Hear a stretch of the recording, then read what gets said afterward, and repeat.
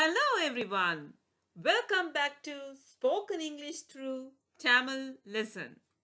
அனைவரையும் Spoken English through Tamil மொழி மூலம் பயிற்சிக்கு அன்புடன் வரவேற்கின்றேன்.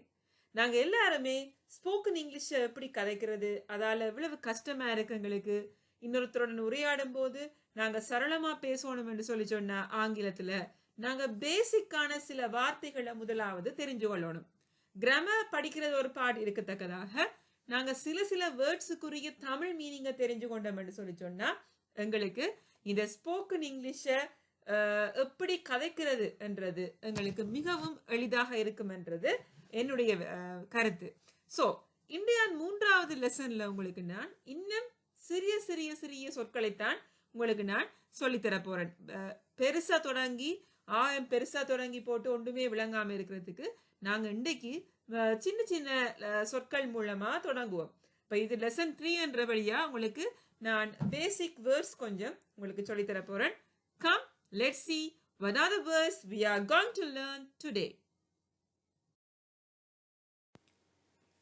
Okay, today என்றால் இன்று today.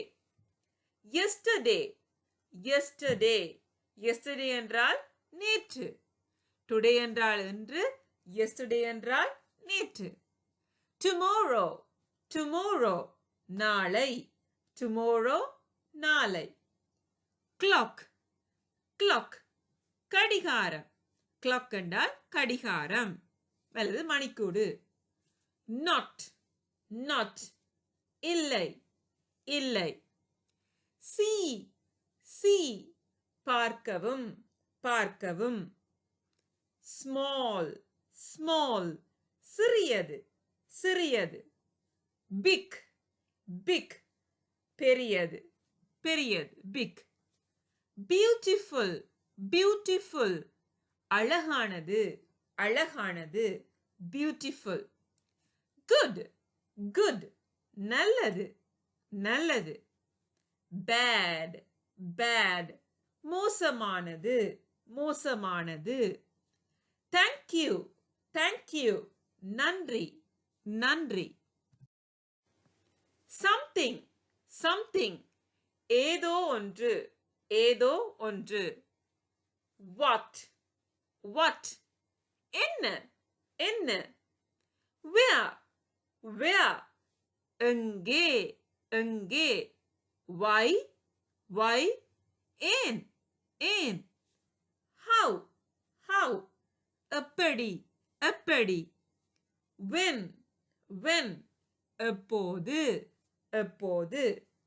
water தண்ணீர். head தலை. finger விரல். day பகல்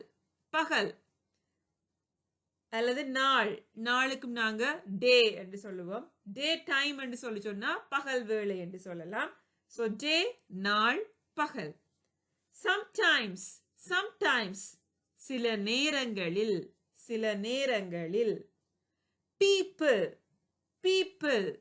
மக்கள். Okay, my dear students, hope you all understood and enjoy today's lesson Spoken English through Tamil language. மாணவர்களே, இன்றைய தினம் நான் உங்களுக்கு ஸ்போக்கன் இங்கிலீஷ் கிளாஸ்ல டே 3ல நான் சில வேர்ட்ஸ் உங்களுக்கு சொல்லி தந்திருக்கேன். இது எல்லாருக்கும் தெரிஞ்ச வேர்ட்ஸ் தான், வெரி சிம்பிள் வேர்ட்ஸ்.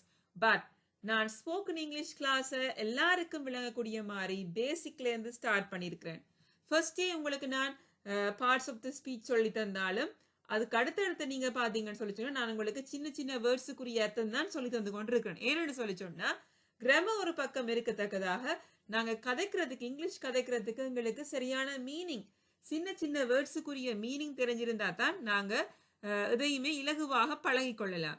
ஸோ இந்த வீடியோஸை மறக்காம பார்த்து கொள்ளுங்க. அடுத்த லெசன்ல உங்களை சந்திக்கிறேன். தேங்க்ஸ் ஃபார் வாட்சிங் my YouTube channel. Please like and subscribe for more videos. Until then, bye.